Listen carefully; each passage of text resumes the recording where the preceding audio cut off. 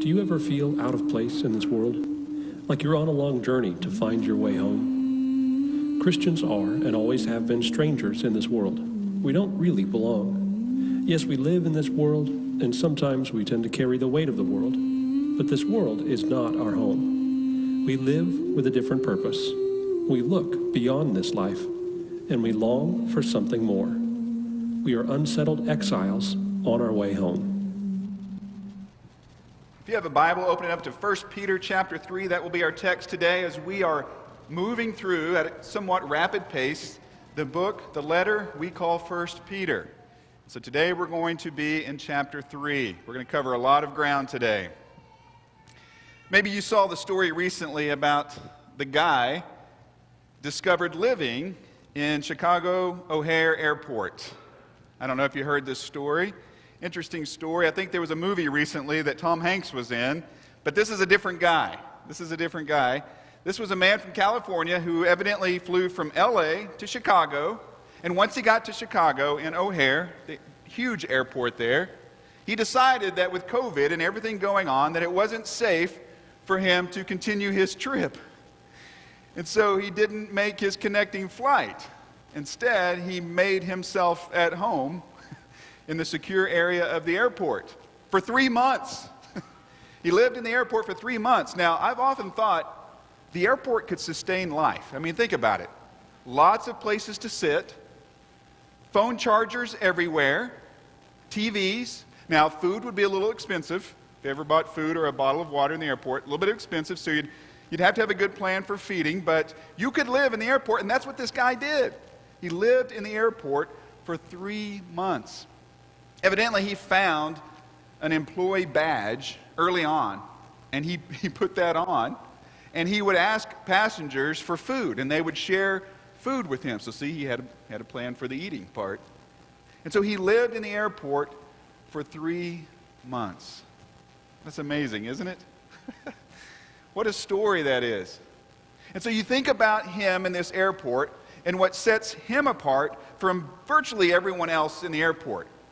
Because most other people in the airport are what? They are passengers. They have their suitcases, they are on the move, they are connecting flights and trying to catch flights, and they're sometimes running through the airport, and maybe they're sitting and they're waiting. But they know one thing, that this is just a stop along the way. They aren't bathing in the sinks of the bathroom. At least, let's hope not. They aren't asking passengers for food. At least, let's hope not.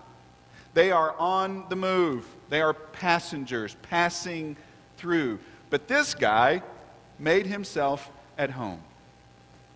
It reminds us of something that we need to know as Christians. You see, rather than living as exiles, so often we make ourselves at home here. We make ourselves at home in this world, and when we do that, we begin to look a lot like the world. Our speech reflects the speech of the world. Our values reflect the values of the world. Our actions echo the actions of the world. We begin to buy into what the world is selling everyone.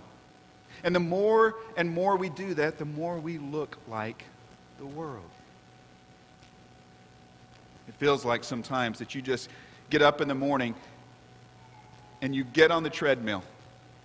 Now, maybe you literally get on the treadmill, but I'm talking metaphorically here. You get on the treadmill and you run and you run and you run, and sometimes you don't even know why you're running, but you run and you look and there's someone on the treadmill next to you and you say, "Hey, where are we going?" And he says, "I don't know, but we're losing time. We got to keep running." And that's what life feels like, because that's what the world says. The world says to run the race, to put yourself on top, to seek pleasure and happiness. You see, sometimes rather than living as exiles, as those who are simply passing through, we set up shop. We make ourselves at home here. But this world is just a stop along the way to our true home. And so as Peter writes to Christian exiles in 1 Peter, he tells them to live, he tells us to live distinctive lives. He says to be good. In fact, that phrase, be good, it's a simple phrase. It's used over and over in 1 Peter. And sometimes, let's be honest, just being good sets Christians apart from the world that so often seems so not good. And so Peter says, be good. In chapter 1, he says, be holy and love deeply. In chapter 2, he says, yield or submit willingly. And so here in chapter 3, he's going to continue that theme of submission or yielding to others. And he's going to talk to some very specific people, but then he's also going to talk to all of us as Christian exiles. And his message is the same, chapter after chapter, verse after verse. The message is the same, and that is this: this isn't your home. Live a distinctive life from the world. Recognize who you are and where you are, and that you're just passing through. This is simply a stop on the way. And so 1 Peter chapter 3, starting in verse 1, he writes these words, wives, in the same way, and that's an important phrase there, in the same way as what? The same way as Christ submits. The same way that Christ emptied himself, made himself nothing, being obedient to his Father to benefit, to bless others. In the same way that he did that, so wives, submit yourselves to your own husbands, so that if any of them do not believe the word, they may be won over without words by the behavior of their wives. Verse 2, when they see the purity and reverence of your lives, your beauty should not come from outward adornment, such as elaborate hairstyles and the wearing of gold jewelry or fine clothes. Rather, it should be that of your inner self, the unfading beauty of a gentle and quiet spirit, which is of great worth in God's sight. All right. So Peter continues with this household code. It's something he started at the end of chapter 2. It's something very common in ancient letters. It's also common in the New Testament. Paul does the same thing in Colossians and Ephesians, ending the letter with these guidelines, these principles for people in the home about our relationships, how we act and interact with each other. So you have this household code that is in the Bible, but the ones that are in the Bible, whether it's from Paul or Peter, are very distinct from the codes of the world, the secular ancient letters. They're very different from those. You see, even in our relationships, and maybe especially in our relationships, including our relationships in the home, they are to be distinctive. Marriages are to look different when they are Christian marriages. Husbands and wives and children and siblings and parents and grandparents. We are to live in such a way that stands out from the relationships of the world. Are our relationships somehow better? Are we better? No, we've said over and over, that's not what Peter is saying. He doesn't say be distinctive because you're better. He says be distinctive because you draw people to Christ and the heart of Christ and the way of Christ. And so here he says, in your homes, don't simply adhere to the cultural norms. You see, that's the difference. Don't simply buy into what the world says when it comes to how to do family. And so he says specifically here, wives, in the same way, remember, in the same way that Christ submits, so have this attitude, this heart of Christ, yield to your husbands. Wives, submit or yield to your husbands. Now, that's not a very popular statement, is it? But it is a very biblical statement. I remember that old movie, Big Fat Greek Wedding. I don't know if you've seen that. Great little movie. Where the loud mother of this big Greek family takes her daughter and she says, that's right, the man is the head, but the woman is the neck. And she can turn the head any direction she wants to. When we saw that, my wife said, is that true? I said, no. I'm kidding. But we don't like to read that, do we? Not in our enlightened new world that we live in. Wives, submit, yield to your husbands the same way that Christ did. It is so important. Don't lose me here. Don't check out. Stay with me. It is so important that we look at the context and we look at the meaning, the reason behind Peter's instruction. It's so important. Peter seems to be talking to, at least partially, maybe primarily, to Christian wives of pagan husbands. You see, in that society, the cultural norm was, yes, of course, wives submit to your husbands. That's the way all of society was. And so for a wife to submit to her husband meant also that she would take on his pagan religion. And so here we have Christian wives who are doing what? They are already subverting the cultural norms by taking on Christ. And so what Peter says here is, now that you've done that, which is great, don't cause conflict in your home. Don't be about chaos in your home. There's great potential for conflict and chaos because you are subverting the cultural norms by taking on Christ rather than your husband's pagan religion. So already they're standing out. Already they are distinctive.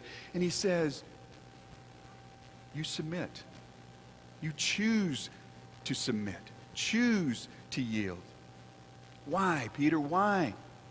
He's a pagan. I'm a Christian. Why should I do that?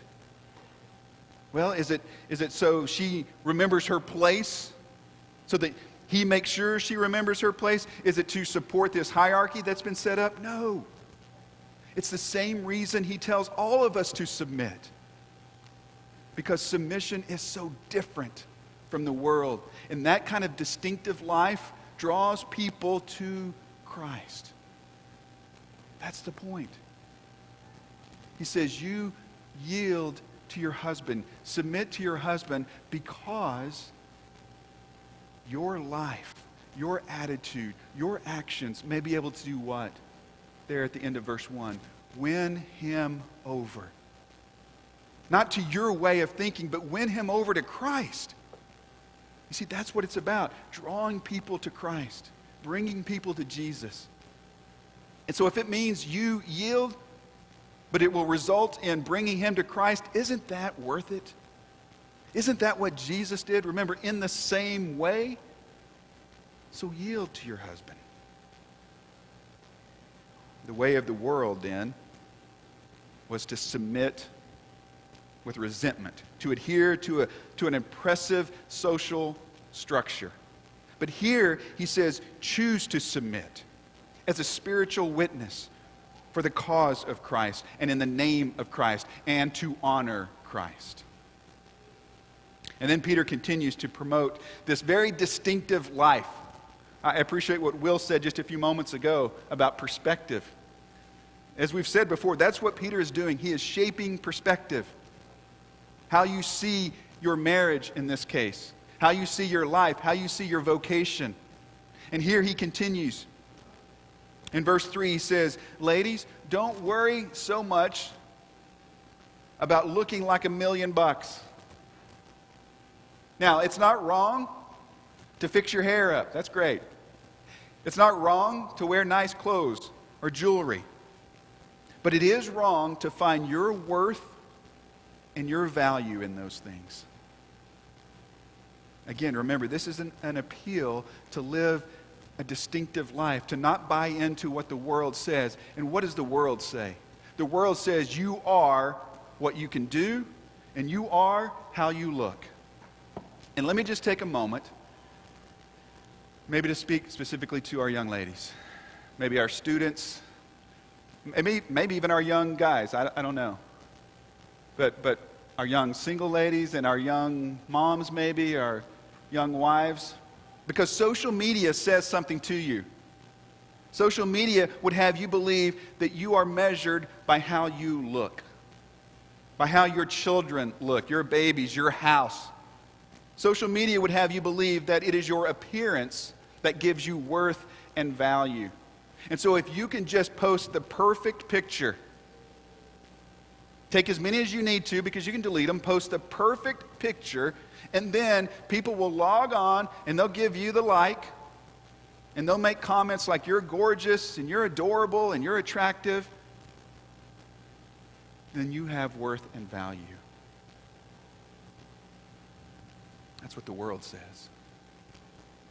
The world says if you have the perfect house and you have the perfect looking children and you have the perfect hair and face and body and you're beautiful, then you have value. Again, it's not wrong to look nice.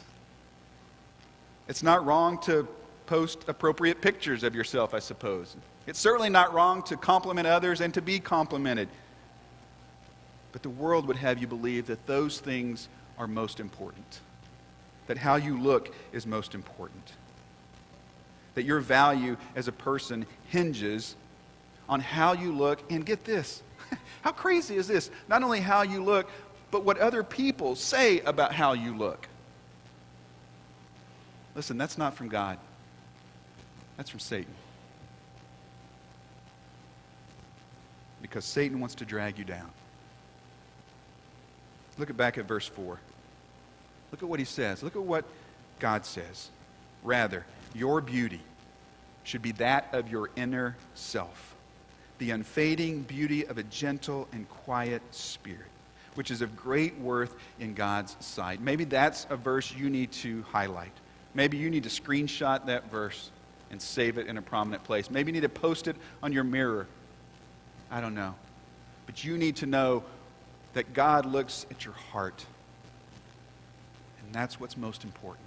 That's where your beauty is. That's where your value is. Your value is in who you are in Christ.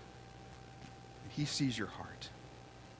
So don't get so comfortable in this world that you start judging yourself by the world's standards and finding your sense of worth and value based on what others say, because that is a game that you will never win. You will never win that, because we live in a cruel world. So, back to the text. Remember what I said about the household code? How biblical household codes, these guidelines and principles for families, are different from the worldly or the secular household codes? You see, in the secular writings, they weren't addressed to husbands at all. There was instructions for everyone else, but not for husbands, because why? Well, they had all the power, they had all the authority, they could basically do whatever they wanted in the secular world, but not in the New Testament, not in God's instructions to families. And so in Paul, Colossians, and Ephesians, and here with Peter, he addresses husbands. He has advice for husbands. So what does he say? Look at verse 7. Husbands, in the same way, there's that phrase again, not only the same way that wives submit, but in the same way that Christ has done all of this, be considerate as you live with your wives. The English Standard Version says, live in an understanding way. Be considerate. Treat them with respect or honor as the weaker partner. And this refers, that word really does refer to physical strength, which is often the case. He goes on, treat them as heirs with you of this gracious gift of life, so that nothing will hinder your prayers. Well, we read this instruction now, and we go, well, yeah, of course, husbands, treat your wives well. Why wouldn't you? That's our 21st century Western world reading of this. Yeah, you should treat your wives well. But in the first century pagan world, this was radical. This was revolutionary. Women didn't really have rights. They didn't have social standing. Look at Aristotle, 300 years before this, who said women were second-class citizens. That's the culture of the day. And sometimes women were even treated as property. That was the way of the world. So to blend in, to live like everyone in the world, to make yourself at home in the world, as a husband, you were to put your wife in her place. And maybe even force her to submit if she chose not to. But what does Peter say? What does God say? He says to be distinctive. Husbands, treat your wives with respect, dignity, honor them. Don't use your position, your place of power and influence to oppress, to coerce. That's an important lesson, not only in marriage, but in every aspect of life. When you have power, when you have influence, the godly thing to do is to not use that power and influence to push others down, but to lift them up. And that's what he says here. In fact, he says, treat her as what? An heir. Now remember, in that society, daughters, they didn't get part of the inheritance. Women had to rely on their husbands if there was going to be any inheritance. And what does he say? He says, no, in God's kingdom, they are co-heirs. This inheritance of grace and truth, of life, belongs to them. So treat them as, really what he's saying is treat them as equal. Treat them as equal. Time and time again. That's what the New Testament says. Life in the kingdom is about elevating others. Life in the world is what? It's about pushing others down so that I can elevate myself. But life in the kingdom is about elevating others. So Peter has been focused on families, and now he expands. He takes the wide-angle lens and he sort of broadens the view. And now he addresses all Christian exiles in verse 8. Finally, all of you be like-minded, be sympathetic, love one another, be compassionate and humble. Do not repay evil with evil or insult with insult. On the contrary, repay evil with blessing. Because to this you were called so that you may inherit a blessing. Now just look at those instructions. Look at those qualities and characteristics and actions. Do those sound countercultural? If we choose to live this way, does that stand out from the ways of the world? Absolutely. Our world is not about being like-minded. Our world is about being divisive. Our world is not about being sympathetic, about loving necessarily, unless loving means I will be loved. Our world is not necessarily championing the cause of compassion or humility. Certainly not returning evil with blessing. When you read this, the first thing I think about is Jesus' Sermon on the Mount. I mean, these are echoes of Jesus' words in Matthew 5, 6, and 7. As he describes life in God's kingdom apart from life in this world. Turning everything upside down, or maybe right side up, but it's different. And you remember what Jesus said? When someone hits you on one side of your face, you turn the other side. When someone asks you to go 1 mile, you go with them an extra mile. When someone curses you, you bless them. Pray for your enemies. That stands out. That is distinctive. And then Peter goes on in verse 11, quoting Psalm 34. He says, they must turn from evil and what? Do good. There's that phrase again. Do good. Turn from evil and do good. They must seek peace and pursue it. Seek peace and pursue it. Does that sound like what our world is about right now? Seeking peace and pursuing it? Boy, it doesn't, does it? And this is more than just passively waiting on peace to happen. This is pursuing peace. Those of you who have a dog, has your dog ever gotten out? How do you respond? What do you do?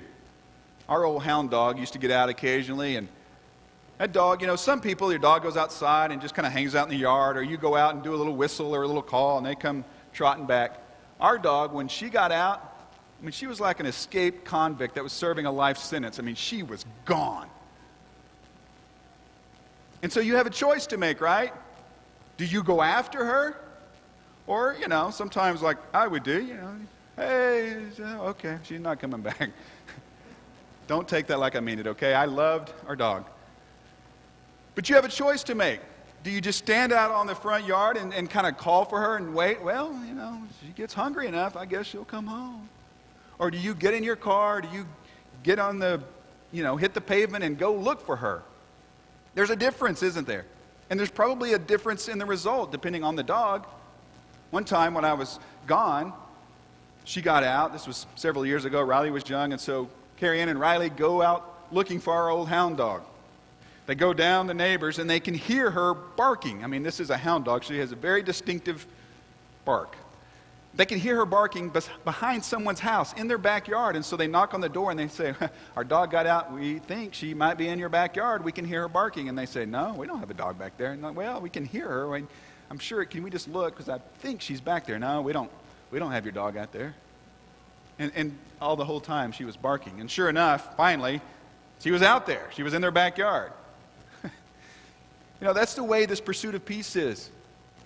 Are you just going to stand there and wait? Well, peace should happen. It should be peaceful. Boy, this world's a mess. There's a lot of conflict, a lot of chaos. I wish it was better. Or are you going to go out and pursue it? You're going to look for it. You're going to knock on the neighbor's door. And here's the thing. The people in the world, they don't necessarily want you to have that peace. So they're going to try to take it from you. You got to pursue it.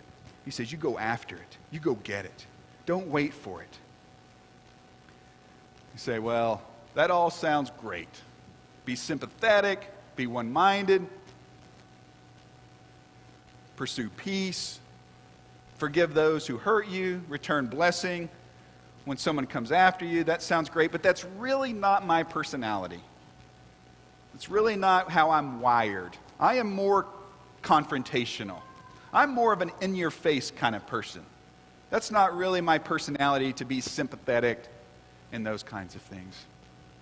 Listen, as Peter writes this, inspired by the Spirit of God, he is not describing a personality type. This is a call to discipleship. And so it doesn't matter what your Enneagram number is. It doesn't matter about Myers-Briggs or Briggs and Stratton or whatever it is. It doesn't matter about your personality. As disciples of Christ, we are all called to live this way. A distinctive life from the world that pursues peace, that is sympathetic, that when attacked, doesn't return that attack, but somehow, by the Spirit of God, the power of God, returns blessing. Remember, these Christian exiles to whom he is writing, they are being persecuted. They are being treated poorly, unjustly. Things are not going well for them. And they have a choice to make, don't they? Amidst all of this, they have a choice. Do I just give up? It's not worth it. Do I just give up? Or do I get back? They're being persecuted. So do I fight back? Do I get back? Do I get even? Do I get revenge? Or do I simply just give up? And Peter says, with the help of the Spirit of God, turn from evil, do good, seek peace, return blessing. And so he continues in verse 13. Who is going to harm you if you are eager to do good? There's that phrase again. But even if you should suffer, knowing that this world is broken, that people are cruel sometimes, even if you should suffer for what is right, you are blessed. Do not fear their threats. Do not be frightened. But in your hearts, revere or set apart Christ as Lord. Always be prepared to give an answer to everyone who asks you to give the reason for the hope that you have. But do this with gentleness and respect, keeping a clear conscience, so that those who speak maliciously against you, your good behavior in Christ, may be ashamed of their slander. For it is better, if it is God's will, to suffer for doing good than for doing evil. You see, we have that same choice when we are targeted for doing the right thing, when we are attacked, or it feels like we're being attacked and we're trying to do the right thing. We have the same choice to make. Will we respond like the world responds? With unchecked anger, revenge, resentment? Or will we just throw up our hands and give up? Will we listen to that little voice inside of us that says, you don't deserve this. Make them pay. Or will we quiet and silence that voice with the peace of Christ and the purpose of Christ? That is to make him known. We have that same choice. Here's what it comes down to. Will you take the high road? I know that's a little bit of a cliche, but I think we all understand what that means. When the world comes after you, when you face injustice, when things aren't fair, especially because you're trying to do the right thing, will you take the high road? As N.T. Wright points out, there is great irony in all of this. And here's the irony. God calls us to live distinctive lives, to not live like the world lives, to not make ourselves at home in the world, but to be different, to be holy, to be set apart. And when we try to enact or fulfill that calling, what happens? Oftentimes the world comes after us. They mock us. They misunderstand us. They make assumptions about us. They ridicule us. They attack us sometimes. And what is our temptation then? Well, like most people, when you feel attacked, you attack back. And so we end up mocking and ridiculing and posting mean things and maligning those who are coming after us. And here's the irony. What happens? We look just like the ones we're trying to be different from. We look just like the world that we're called out of. So will you take the high road? But you need to know this, and I know you do. Taking the high road is really taking the low road of submission and humility. Lowering yourself, yielding yourself. Because when you're on the high road, sometimes it demands that you walk away, that you not get revenge, that you not retaliate, that you not feel entitled to make them hurt like you hurt. Sometimes life on the high road means going the extra mile, and then the extra mile, and maybe another mile. And sometimes life on the high road means you need to pick someone up, even someone who has hurt you, and try to carry them with you.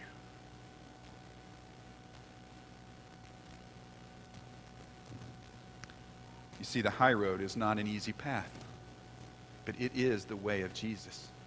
All of those things I just said, isn't that what Jesus did? Isn't that what he does? Jesus took the high road.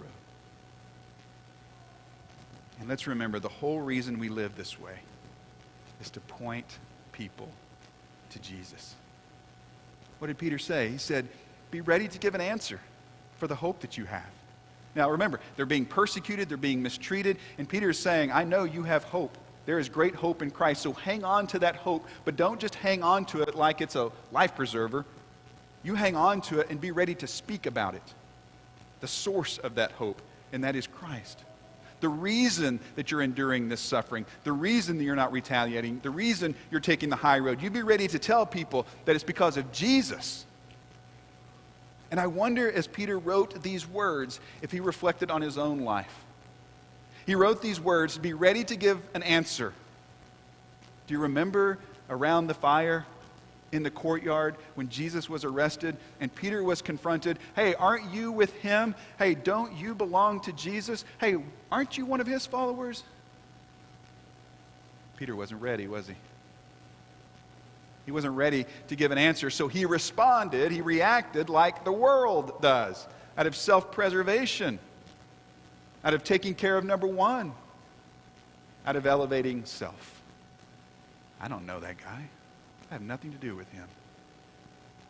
But now, years later, the risen Christ has transformed Peter's life, his thinking, his perspective, and he's ready to give an answer. Are you? Are you ready to give an answer? Well, after 3 months in the airport, this guy was discovered. He was found out, he was exposed.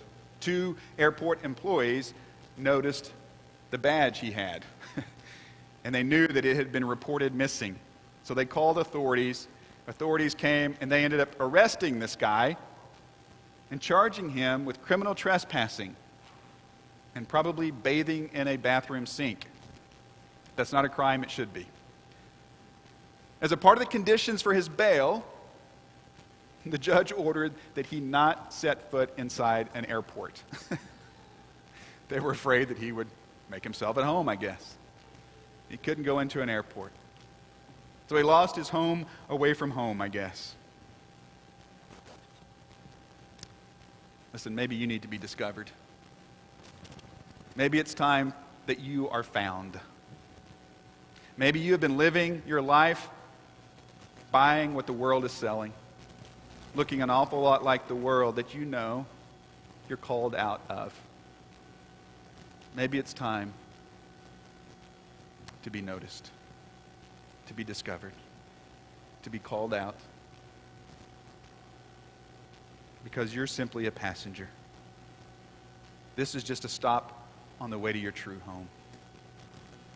So embrace the way of Jesus. Take the high road. Jesus has already traveled down that road, and now he says, come with me. Let's go together and let's take the high road. And yes, the high road means the low road of submitting and yielding and sacrifice. But that's the path of Jesus. And that is truly, ultimately, the path of glory.